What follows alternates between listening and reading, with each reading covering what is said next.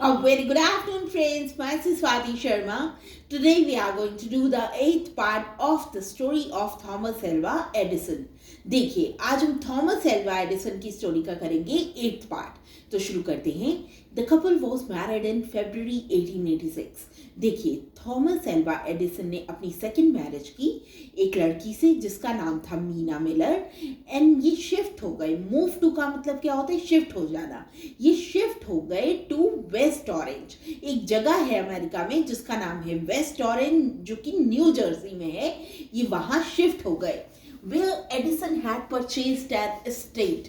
देखिए जहां पर एडिसन ने अपनी वाइफ के लिए, अपनी सेकंड वाइफ के लिए एक एस्टेट, एक प्रॉपर्टी परचेज की थी जिसका नाम था ग्लेनमॉन्ट। वहां पर ये शिफ्ट हो गए। Thomas Edison lived here with Meena until his death. Thomas Edison जो थे इस जगह पर रहे अपनी वाइफ मीना के साथ जब तक वो जीते रहे। When Edison moved to West Orange, देखिए जब एडिसन शिफ्ट हुए वेस्ट ऑरेंज में, he was doing experimental work in make shift facilities. तो वो यहाँ पर अपना एक्सपेरिमेंटल वर्क जो कर रहे थे वो मेक शिफ्ट फैसिलिटीज में कर रहे थे। मतलब वो परमानेंट फैसिलिटीज नहीं थी, शिफ्ट होती रहती थी। In his electric lamp factory in near by Harrison. कौन सी जगह पे?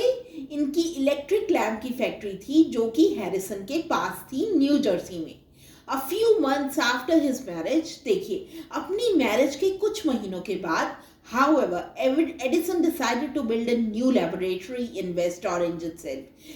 देखिए अपनी मैरिज के कुछ महीनों के बाद एडिसन ने डिसाइड किया कि वो अपनी एक नई लेबोरेटरी बनाएंगे। कौन सी जगह पे? वेस्ट ऑरेंज में ही, less than a mile from his home. अपने घर से 1 माइल की दूरी पर ये होगी लेबोरेटरी थी। The large size of the laboratory not only allowed Edison to work on any sort of project, but also allowed him to work on as many as 10 or 20 projects at once। देखिए इनकी जो laboratory थी वो इतनी बड़ी थी कि उसमें ये जो वेस्ट ऑरेंज में जो लेबोरेटरी थी वो इतनी बड़ी थी कि उसमें उनको मौका मिल गया था एडिसन को कि वो काम कर सकते थे किसी भी प्रोजेक्ट पे, और वो काम कर सकते थे काफ़ी सारे प्रोजेक्ट्स पे एक साथ। तो ये इनकी जो फैसिलिटी थी, जो इन्होंने नई लैबोरेटरी बनाई थी, उसका फ़ायदा था।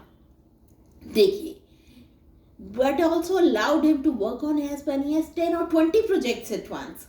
देखिए 10 से 20 प्रोजेक्ट्स पे एक टाइम पे उस लेबोरेटरी में काम कर सकते थे।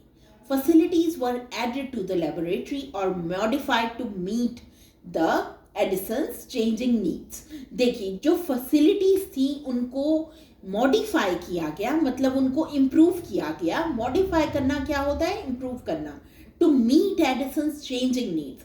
एडिसन की जो नीड्स थी उसके अकॉर्डिंगली फैसिलिटीज को मॉडिफाई किया गया, इम्प्रूव किया गया। As he continued to work in this complex until his death in 1931। देखिए जैसे वो वहां पे काम करते रहे उस कॉम्प्लेक्स में, अपनी डेथ तक जो हुई 1931 में। देखिए over the years factories to manufacture Edison inventions were built around the laboratory। देखिए जैसे साल बीते फैक्ट्रीज जो थी मैन्युफैक्चर करने के लिए एडिसन की इन्वेंशन वो बनाई गई लेबोरेटरी के अराउंड। जो इनकी वेस्ट ऑरेंज में लेबोरेटरी थी उसके अराउंड वहां पे फैक्ट्रीज बनाई गई जहां पे इनकी इन्वेंशंस को मैन्युफैक्चर किया जाता था और मार्केट किया जाता था। So friends, that was all about the 8th part of the story of Thomas Alva Edison. We'll continue the story in the next part. Thank you.